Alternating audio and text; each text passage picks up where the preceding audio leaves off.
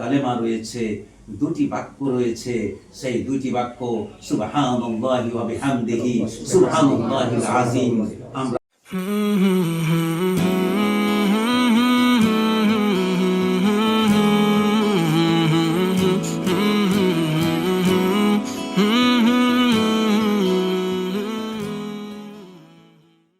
رسوله الكريم. باب قول الله تعالى: ونضع الموازين القسط ليوم القيامة وأن أعمال بني آدم، وقولهم تؤزم. وقال مجاهد: القسطاس العدل بالرومية، ويقال القسط مصدر المقسط وهو العادل، وأما القاسط فهو الجائر. قال حدثنا أحمد بن أشكابة قال حدثنا محمد بن فضيل عن عمرة بن القعقاع عن أبي زرعة عن ابي هريره رضي الله تعالى عنه قال: قال النبي صلى الله عليه وسلم: كلمتان حبيبتان الى الرحمن خفيفتان على اللسان ثقيلتان في الميزان سبحان الله وبحمده سبحان الله العظيم. نحمده ونصلي على رسوله الكريم. أما بعد، فأعوذ بالله من الشيطان الرجيم. بسم الله الرحمن الرحيم. باب قول الله تعالى: ونزع الموازين القسط ليوم القيامة وأن أعمال بني آدم وقولهم توزن. وقال مجاهد: القسطاس العدل بالرومية، ويقال القسط مصدر المقسط وهو العادل، وأما القاسط فهو الجائر. آج میں تمام طلباء سے یہ کہہ دینا چاہتا ہوں کہ یہ آج کا سبق اس سال کی یہ صحیح بخاری کی آخری درس ہے، اور آخری درس میں یہ آخری کتاب التوحید ہے، اور آخری باب میں نے جو شبہ پیدا ہوتا ہے، سوال پیدا ہوتا ہے کہ امام بخاری رحمۃ اللہ علیہ نے کتاب التوحید کو آخر میں کیوں لایا؟ علماء دین نے اس کا جواب یہی دیا ہے، خصوصاً امام ابن حجر عسقلانی رحمہ اللہ یہ فرماتے ہیں کہ جس طرح یہ کتاب کا خاتمہ کتاب التوحید پر ہے، اسی طرح ہر انسان کا خاتمہ توحید پر ہونا چاہیے۔ اے اللہ، تو ہمارا خاتمہ توحید پر فرما۔ اسی طرح امام بخاری رحمۃ اللہ علیہ نے اس کتاب کی شروعت میں اس کتاب کی ابتدا میں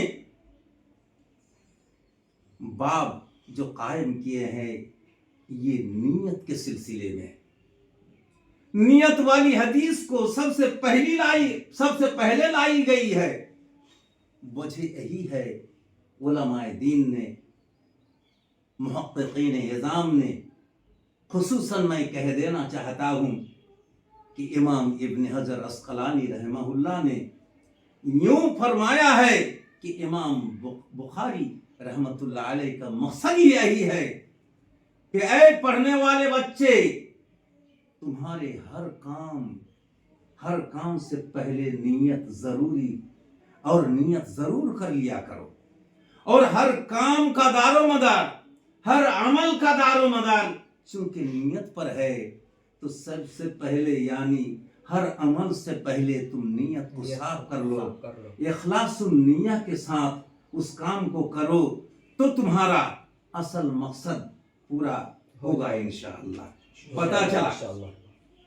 پتہ چلا کہ ہم جس کام کو شروع کریں گے، جس عمل کو شروع کریں گے، اس سے پہلے ہم نیت کو بالکل خالص کر لیں گے، اور جس عمل کو ہم ختم کریں گے उस खत्म को हम तौहीद पर रखेंगे इंशाअल्लाह। इंशाअल्लाह। इसी वजह से मैं कह देना चाहता हूँ कि ऐ हमारे तलबाए अजीज, आपको ज़रूरी है कि आपका खातिमा तौहीद पर हो, और ये दुआ हमेशा करना हमारे लिए बिल्कुल काफ़ी और वाफ़ी है। আমার স্নেহের ছাত্রদের আমি বলি যে ইমাম বুখারী রহমাতুল্লাহ আলাইহ এখানে যিনি বলতে চেয়েছেন কিতাবুত তাওহীদকে শেষে নিয়ে এসে এটা উল্লেখ করতে চেয়েছেন যে প্রতিটি ব্যক্তির শুরু হবে নিয়ত পরিষ্কার করে এবং শেষ হবে তাওহীদের উপরে।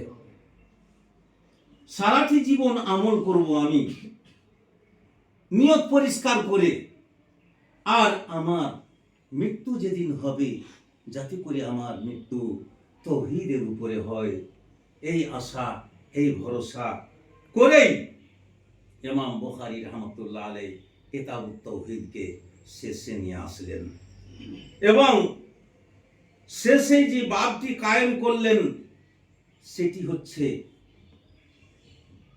হচ্ছে ওজন সম্পর্কে। আল্লাহ রাব্বুল আলামিন কিয়ামতের দিন দাঁড়ি পাল্লা কায়েম করবেন, তারাজু কায়েম করবেন, প্রতিটি ব্যক্তির আমলকে তারাজুতে ওজন করা হবে।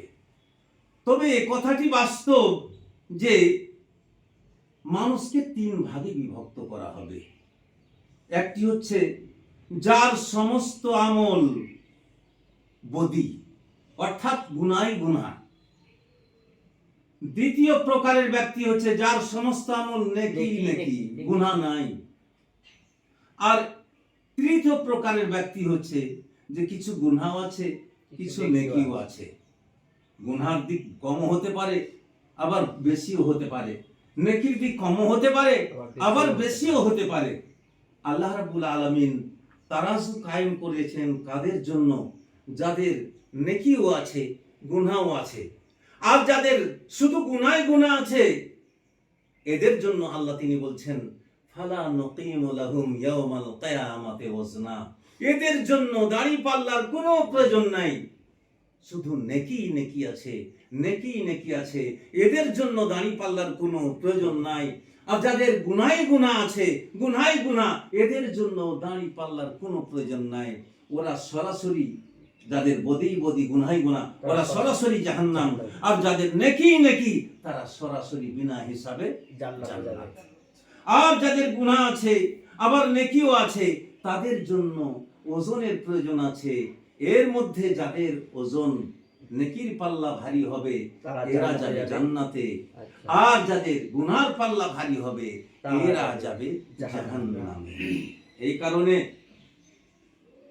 ইমাম বুখারী রহমাতুল্লাহ আলাইহি তিনি একটি আয়াত, এই দলিল মানে ওই বাস্তবকে রূপ দিতে গিয়ে দলিল আনয়ন করেছেন। বাব কওলিল্লাহ, ये बाब है अल्लाह ताला के उस कौल के बारे में वनज़ुल मवाज़ीन अल-क़िस्त लियौमिल क़ियामह। अल्लाह ताला फरमाते हैं हम तराजू कायम करेंगे। किसका तराजू? इंसाफ का तराजू। ये तराजू कहीं बेइंसाफ का नहीं होगा जैसे हम धरती में करते हैं। ये बेइंसाफ का तराजू नहीं होगा, बेइंसाफ का दानी पल्ला नहीं होगा, बल्कि ये इंसाफ का तराजू होगा। সেই দিন কিয়ামতের দিন লিয়াউমিল কিয়ামা, কিয়ামতের দিন যে দাড়ি পাল্লা আল্লাহ তিনি কায়েম করবেন সেটা হবে অ্যাকচুয়াল ইনসাফের, নির্ভেজাল, নিরপেক্ষ এবং নির্ভীক নিখুঁত দাড়ি পাল্লা কায়েম হবে, সূক্ষ্ম বিচার সেদিন হবে। এবং তারপরে পরে ইমাম বুখারী বলছেন ওয়া আন্না আমালা বানি আদম ওয়া কাওলাহুম তুজান, এবং আদম সন্তানের আমল সমূহ এবং তার কথা সমূহ ওজন করা হবে ওই দাড়ি পাল্লাতে, ওই তারাজুতে।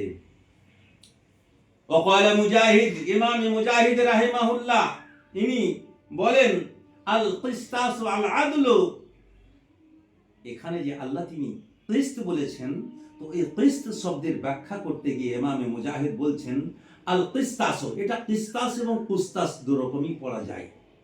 এর মানে হচ্ছে আল আদল, কিস্তাস মানে হচ্ছে ইনসাফ। এটা কোন ভাষাতে? রুমিয়া, রুমি ভাষাতে একে কিস্ত বলা হয়, ইনসাফকে, সূক্ষ্ম বিচারকে। ويقال القسط, اور کہا جاتا ہے القسط مصدر المقسط, اور یہ لفظ جو قسط ہے حقیقتاً یہ مقسط کا مصدر ہے. یہ مقسط اس میں فاعل کا صیغہ ہے. مقسط کے معنی انصاف کرنے والا, سکھ বিচারক, سکھ বিচারক کے مقسط بولا ہے. وهو العادل, اور اسی کو عربی میں عادل بولا جاتا ہے, یعنی بالکل ہی انصاف کے ساتھ وچار کرنے والے کو عدل کہتے ہیں. اور اسی کو پھر عربی میں بھی اور یہ رومی زبان میں بھی وہ اما القاسط کہتے ہیں. دیکھیے قاسط کے معنی اصل میں جائر کے ہیں. وہ جائر, جائر کے معنی زبردست ظلم کرنے والا, اتیاچار کرنے والا, اس کو قاسط بولا جاتا ہے. جس طریقے سے اللہ رب العالمین نے سورہ نون کے اندر فرمایا ہے وَأَمَّا الْقَاسِطُونَ لِجَهَنَّمَ حَطَبًا, یعنی جو ظلم کرنے والے ہوں گے, ظلم کے ساتھ فیصلہ کرنے والے ہوں گے, ظلم کے ساتھ وچار کرنے والے ہوں گے, یہ حقیقتاً یہ جہنم کے ایندھن ہوں گے, جہنم میں جائیں گے. چنانچہ اس باب کو قائم کرنے کے بعد اس باب کے تحت توحید کے موافق اور یہ داڑھی پلہ جو قائم کریں گے, ترازو انصاف کے قائم ہوں گے, ان کے موافق ایک حدیث پیش کرتے ہیں رسول اکرم صلی اللہ علیہ وسلم کی, جس کی سند بھی امام بخاری رحمۃ اللہ علیہ بیان فرماتے ہیں. قول حدثنا امام محمد بن اسماعیل البخاری رحمہ اللہ فرماتے ہیں ہم کو حدیث سنایا ہے احمد بن اشکاب نے حدیث سنا کر وہ فرماتے ہیں کہ ہم کو حدیث سنایا ہے, یعنی احمد بن اشکاب کہتے ہم کو حدیث سنایا ہے محمد بن فضیل نے. محمد بن فضیل کہتے ہیں ہم سماعت فرمائے عمارۃ بن القعقاع سے.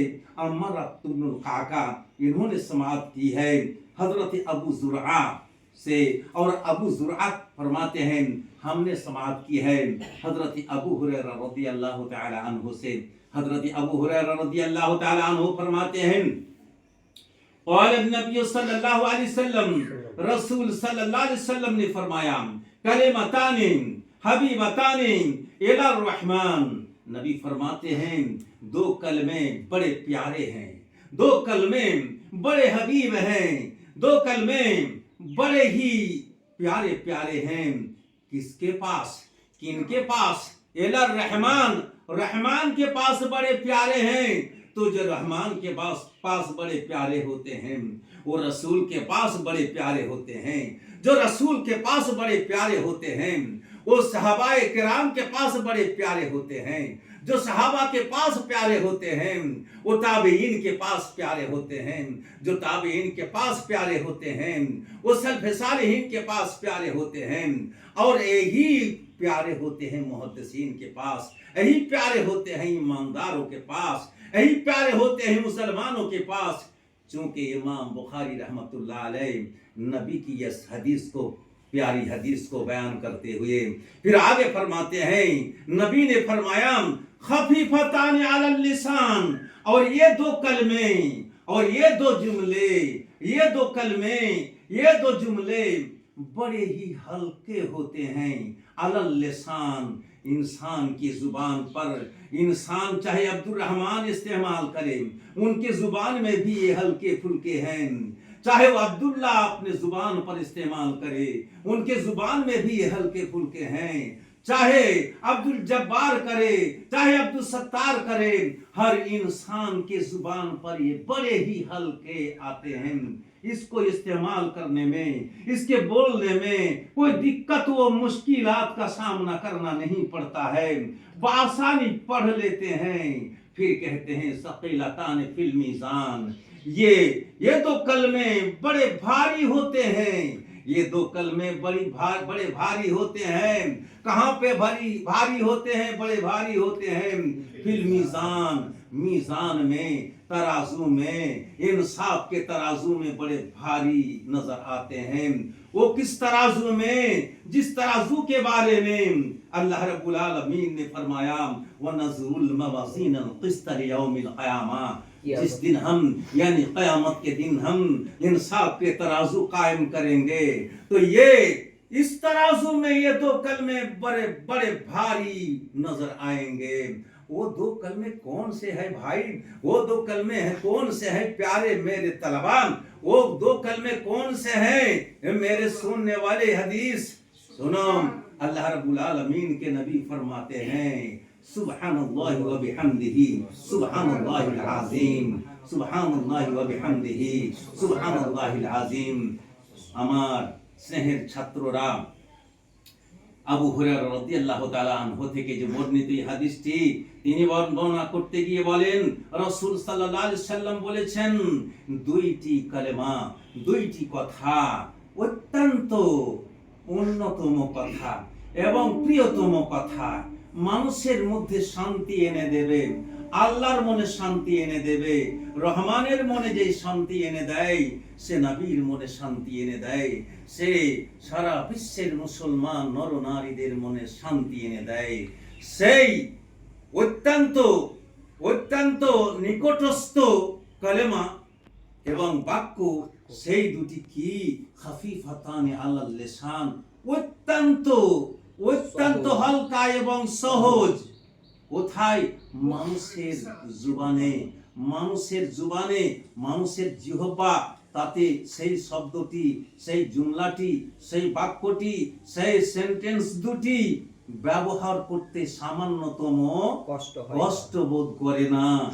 সেই দুটি আবার মানুষের জুবানে উচ্চারণ করতে কষ্ট বোধ হয় না। এই দুটি কালেমা এবং এই দুটি বাক্য সাকিলাতান ফিল মিজান, তারাজুতে যেদিন আল্লাহ রাব্বুল আলামিন ইনসাফের দাড়ি পাল্লা কায়েম করবেন, ইনসাফের তারাজু কায়েম করবেন, সূক্ষ্ম বিচার করবেন, সেই দিন এই দুইটি কালেমা সব চাইতে ভারী হয়ে যাবে।